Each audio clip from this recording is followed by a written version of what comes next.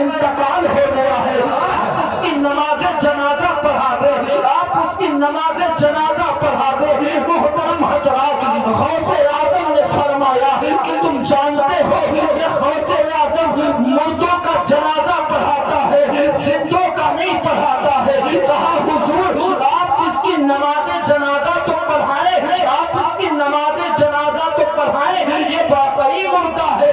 حضور غوث اعظم نے فرمایا تو پھر صفحے درست کر لی جائے، پھر صفحے درست کر لی جائے۔ جب صفوں کو درست کر لیا جاتا ہے، آپ نے فرمایا گھر والوں سے اب آپ کی اجازت ہے کیا میں اس کی نماز جنازہ کی نیت کر لوں؟ تو اس کے گھر والوں نے کہا ہاں اجازت ہے، تم اس کی نماز جنازہ کی نیت کر لو۔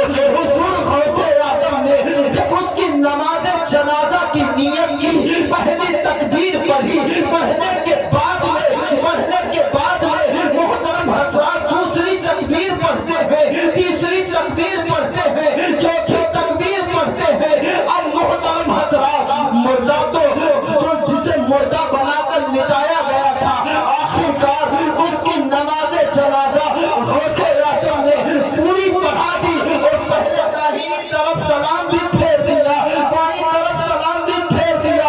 گھر والے پریشان ہیں، آخرکار معاملہ کیا ہے؟ آخرکار جو میں نے اسے پڑھایا تھا، جو میں نے اسے سمجھایا تھا، یہ اس سمجھانے کے مطابق مردہ تو لیٹا ہوا ہے، یہ قبر اپنے جنازے سے اٹھ کیوں نہیں رہا ہے؟ محترم حضرات اب لوگ اس کے چہرے سے کپڑا ہٹا کر دیکھتے ہیں، جو زندہ تھا وہ مردہ لیٹا ہوا ہے، دیکھتا ہے مردہ نظر آتا ہے۔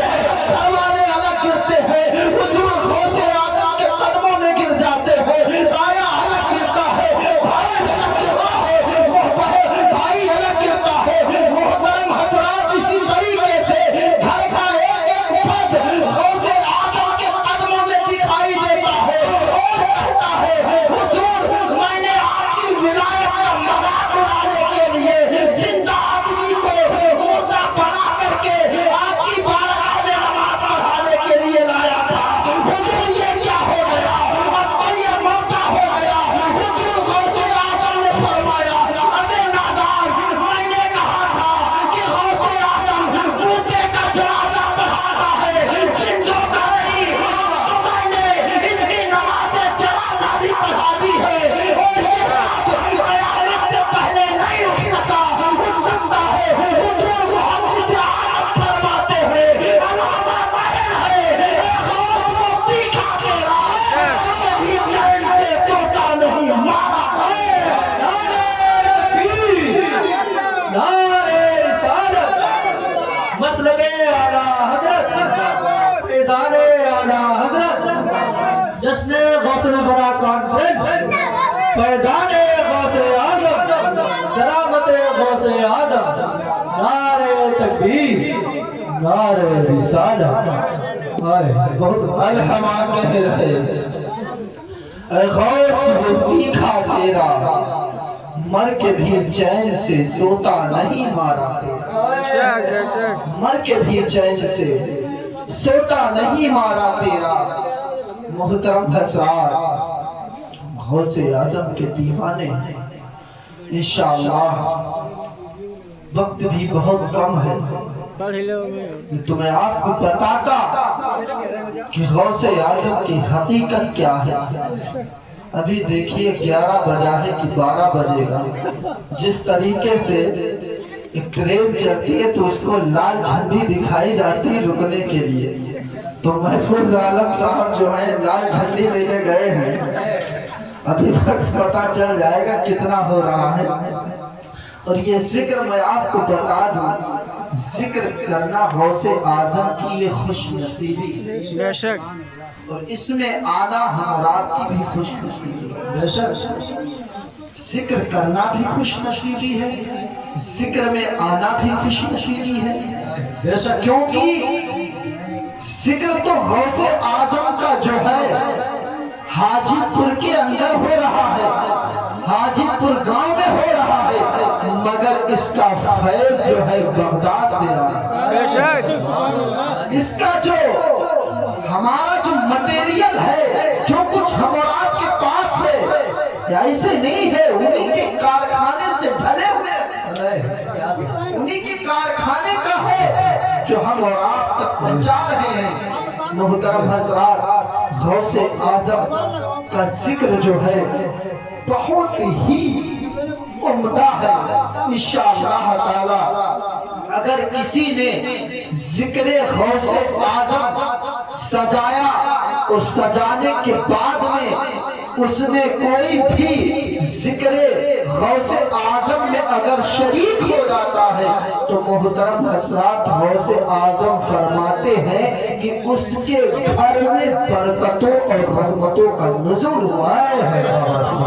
इसीलिए किसी शायर ने क्या खूब कहा है कि तितलियां आके समंदर के किनारे मुझसे नाते सरकारे दो आलम को सुना करती हैं, और जिसने भी लिखा है अपने दरवाजे पर मेरे गौस का नाम, तो बरकतें उसके मकानों में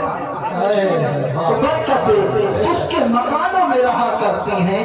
जिक्र की बात आई है तो मैं थोड़ी सा आपका और टाइम लूंगा, सिर्फ 5 मिनट का। इंशाअल्लाह तबारक व तआला जिक्र करना जो है कितना बड़ा मुअतबर काम है ये अल्लाह की बारगाह में। बस इतना हो जाए, हम और आपके दिल की तमन्ना होनी चाहिए कि ये महफिल कामयाब होने की जरूरत नहीं है, कामयाबी तो दुनिया में मिलती है। बस हमारे दिल की तमन्ना ये होनी चाहिए कि रब की बारगाह में कबूलियत का शर्फ आए।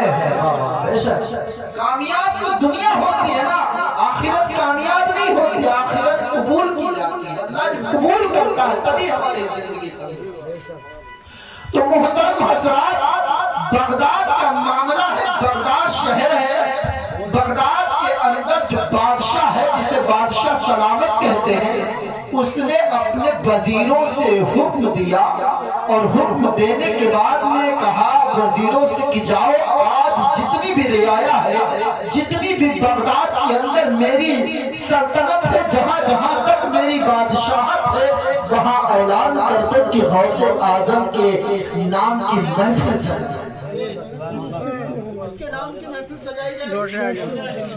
गौसे आज़म के नाम की महफिल सजाई जाएगी। जैसे कि महफूज भाई ने गांव में ऐलान करवाया, मस्जिद में भी करवाया होगा, लोगों को इत्तला भी की होगी कि आज हमारे घर में गौसे आज़म का जिक्र किया जा रहा है। आज हम और आप एक पास में जिक्र गौसे आज़म सुनेंगे इंशाअल्लाह तबारक व तआला। जब बादशाह ने अपने वजीर से हुक्म दिया कि गौसे आज़म की महफिल सजाई जाएगी, तो उसके जो वजीर ने चारों तरफ जहां तक उसकी बादशाहत थी, उसकी बादशाहत में ये ऐलान कर दिया कि बादशाह सलामत के यहाँ जिक्र की महफिल सजाई जाएगी, गौसे आज़म के नाम के महफिल का इनाद किया जाएगा। मोहतरम हज़रात, तमाम लोगों का हुजूम बादशाह सलामत के महल में पहुंचता है। उसी बगदाद की सरजमीन के ऊपर एक बूढ़ी औरत भी रहती थी, उसकी एक खूबसूरत लड़की थी। उसने जब इस बात को, इस ऐलान को सुना, तो उसके भी दिल के अंदर ये तमन्ना पैदा हुई, ये तड़प पैदा हुई कि मैं भी गौसे आज़म के नाम की महफिल में जरूर हिस्सा, जरूर हाजिर हूँ, जरूर मैं शरीक हो जाऊंगी। मोहतरम हज़रात, उसने अपना काम जल्दी जल्दी कर लिया। मैं भी अपनी बात जल्दी जल्दी कर रहा हूँ कि अपना सारा जितना काम था जल्दी जल्दी करने के बाद में माँ बेटी दोनों पैदल बादशाह सलामत के महल के दरवाजे के करीब में पहुंचती है। जब अंदर दाखिल होने लगती है तो बादशाह सलामत का जो वजीर